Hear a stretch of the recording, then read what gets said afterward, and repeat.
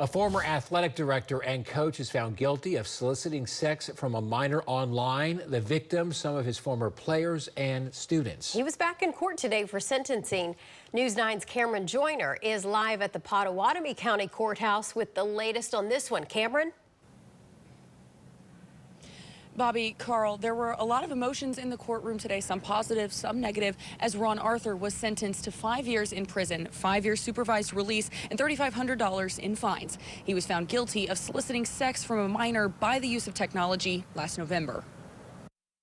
We're pleased with the outcome. Pottawatomie County District Attorney Adam Painter says they were more than happy with the judge's decision to follow the jury recommendation from Ron Arthur's trial. His sentence marks the end to a years-long process for the 17-year-old victim and his family. Victim impact statements from his mother and brother detailed the mental health struggles this situation has caused them. The trial focused on one victim, but the state says several past victims spanning at least 15 years came forward during the investigation. In court, Arthur shook his head at this allegation. His attorney, Shelley Levisay, saying his actions have been sensationalized.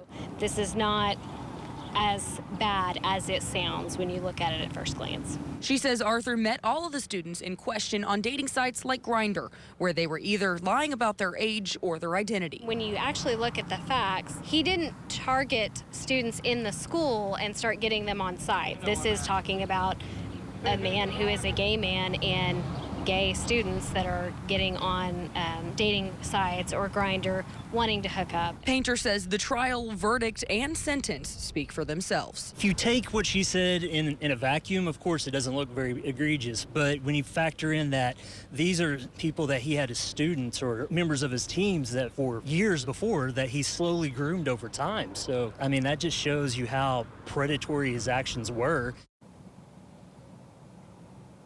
Arthur's attorney says they do plan to file an intent to appeal. In Shawnee, Cameron Joyner, Oklahoma's own News 9.